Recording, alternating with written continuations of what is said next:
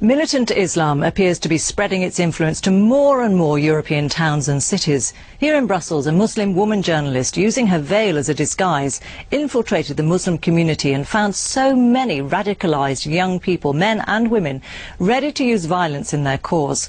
Well, the book the journalist Hind Frye has written, which is called Undercover in Little Morocco, has shocked Belgium to the core. We went out to some of the same areas to take a look for ourselves. This is Hind Frye, a 30-year-old journalist.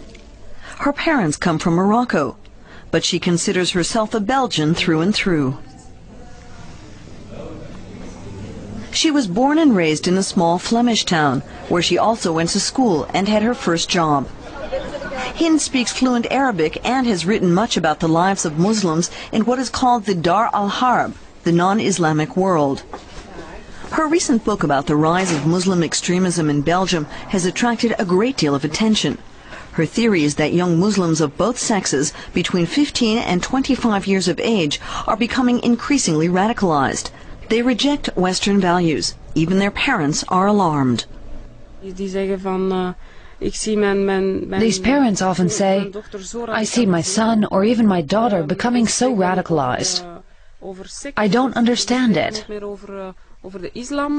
Frye says Muslim extremism is a phenomenon of youth, and it is increasingly appealing to women.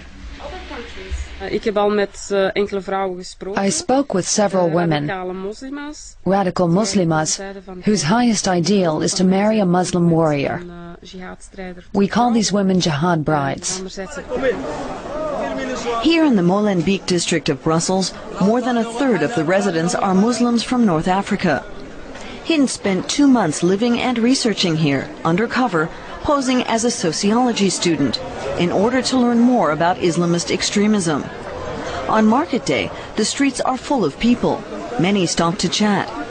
The mood seems friendly and pleasant, but it's obvious that the police presence has been increasing.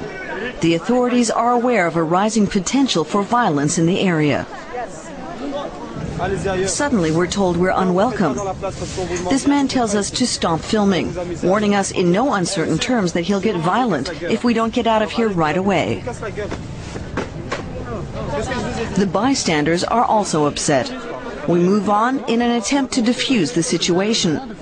But the man follows us, and a short while later we have another run-in with him.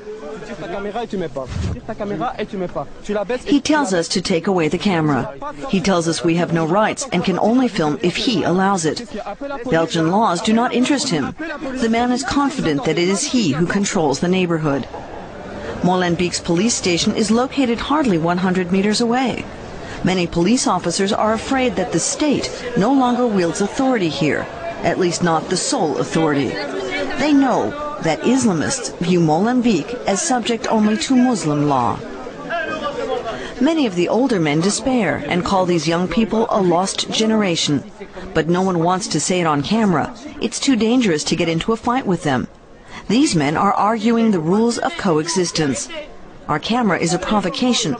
Its mere presence seems to call into question who makes the rules here. With much effort, 5 police officers are able to calm everybody down. They know the situation in the area is very tense, but they're not supposed to say it out loud. Hind Frye is trying to break this taboo. She wants to stop the growing influence of the radical Islamists. It's a problem which has gone beyond just a few cities.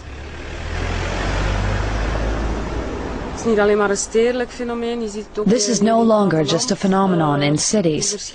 It's long since reached rural areas, and not just in Europe, but worldwide. It's getting worse all the time. More and more young people in small towns, even in farming villages, are being infected by these extremist ideas. Hind believes the Arabic language media play a major role. They can be received via satellite even in the smallest hamlets. In the propaganda they broadcast, religion is not a private matter.